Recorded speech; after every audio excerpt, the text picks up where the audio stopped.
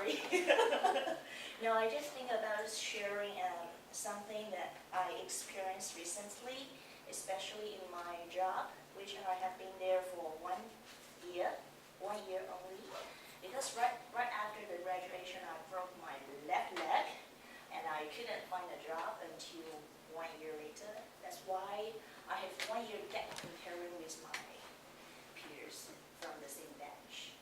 But that's not the story. Just now you say storytelling can help us in many ways, especially in the working environment, because I'm doing a KM job, and KM job, on the first day, all of them will ask you what is KM. Even your supervisor may have totally different understanding as yours. They will ask you what is KM. Your IT department will ask you, admin will ask you, technicians will ask you, management will ask you. And in front of them, you will tell different stories. Because in front of IT, if you tell them that KM is about, SWOT analysis, tell you the strengths, the weakness, or whatever, they will look at you like, wow, sounds like good. So I tell them that in front of IT, I say, I'm here to help my department to build out and design the database and to design the folder structure, whatever. Then in front of admin and technicians, they ask, what is KM? And if you again tell that KM is knowledge management and it is to manage knowledge, they will slap you in front of you. So you just tell them KM actually is part of the document control, document management, and if you want to help me, you can do this, something like that. And in front of the management, you have to let them trust you that you can add value to this organization by doing KM. And since you just joined the company and you couldn't show them, like you have a lot of cases and you see the company a lot of money, like millions a year, but you just tell them, I just ensure that everyone could retrieve the right file at the right time, and based on whatever requirement from the clients or the contracts, we have to systematically manage our assets, organizational assets, in this way, something like that. But then I find that storytelling is not only help us in the working environment, especially when you want to get some MCs. After day, after you repeat a lot of activities, the same activities for KM, and one day you decide to take leave, but you just check your list of leaves and realize that for this year you only have 5 days left, but you still have the trip to go, you still want to go back home. So what should you do? MC la. Why not? Because the company will pay for you, right? But the thing is that how can you make how can you just directly go to the clinic and tell them that you are sick and they're willing to give you this MC? This is not a good example, but I just couldn't help doing this. I need 2 days off, nothing special, just want to rest.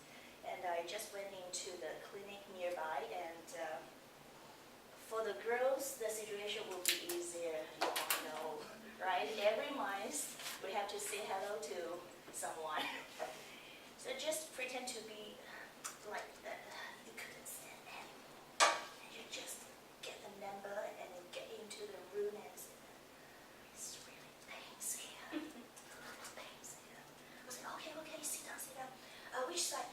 Left side. Okay, it's really, cannot work. Okay, how many days do you want? About 2 days. Yeah, he really, you need 2 days. But sometimes you have to pay back. Because it seems that I was suffering such a pain, and he just sent me to the ultrasound test. Yeah, ultrasound test to see whether something wrong inside. Yeah, so I have to pay for the ultrasound test. So you have to pay back sometimes for the storytelling. And the the way you tell the story sometimes can reflect your characters, right? If I always tell the story in a funny way, my character, just like Rainbow, the funny, colorful way. Then one of these examples is really recently. I'm sure you haven't read any news about it, but it's about my neighbor. One day, after work, I went back home as normal.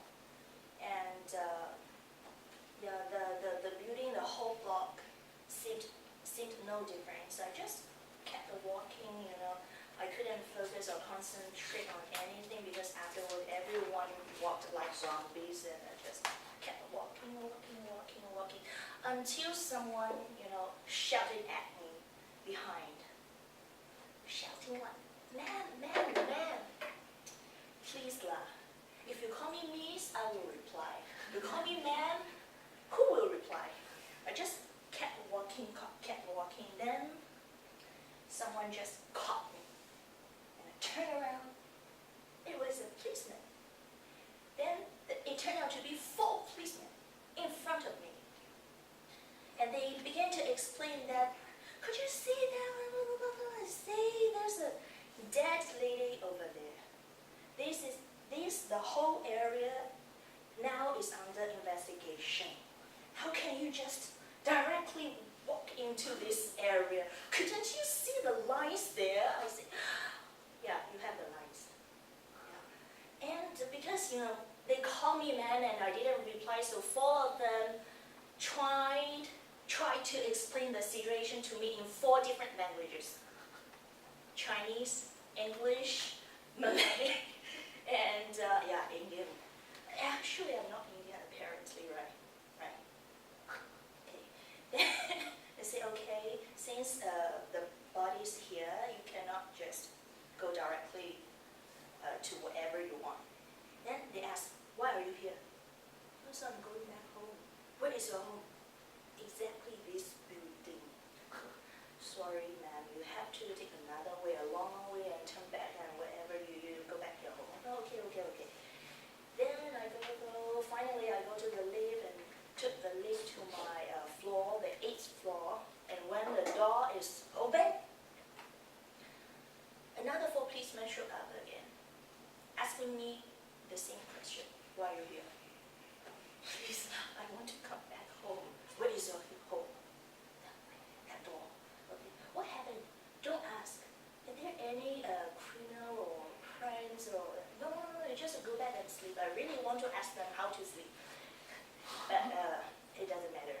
Then later the next day, it turned out to be one of my neighbors fell down from the window, but we didn't know whether someone pushed her or she did that herself. And I think several hours later, about 10:30 p.m., I was like brushing teeth, and then I just leaned against the window, and by accident, I just looked down. They were trying to move the body, and actually, they covered the body before I stood there. The moment I stood near the window looking down, they uncovered the body because they want to move the body to the car. And I just couldn't help looking down at her face, and the 2 of us were just like, yeah, that way. Then I just say something good to her and see the whole process. And at that night I couldn't sleep because any position I put myself in a bed, it seems like her. I couldn't stop thinking this way. Yeah. I hope this story is not so scary to you because I try my best to put it in a very rainbow way. Just like I said, the way you tell the story just reflects your characters. That's all.